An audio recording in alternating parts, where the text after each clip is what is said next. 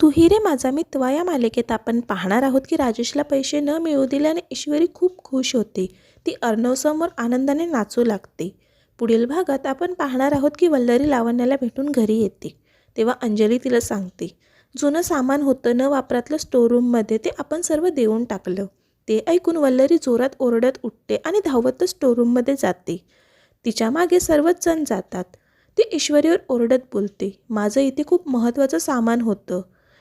हिने कोणालाही न विचारता सरळ भंगारमध्ये देऊन टाकलं. त्यावर अर्णव वल्लरीला बोलतो, जर त्या बॉक्स इतकाच इम्पॉर्टंट होता तर तू तू स्टोरूममध्ये का ठेवला होता?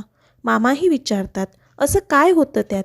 त्यावर वल्लरी बोलते, त्यात माझ्या काही पर्सनल वस्तू होत्या ज्या मी इथे लपवून ठेवल्या होत्या. त्यावर ईश्वरी बोलते, पण ते तुम्ही इथे का लपवून ठेवल्यात? म्हणजे त्यात लपवण्यासारखं काय होतं? आता वल्लरी खरं सांगू शकेल का? हे पाहणं खूप रंजक ठरणार आहे. असेच रोज नवनवीन अपडेट जाणून घेण्यासाठी आपल्या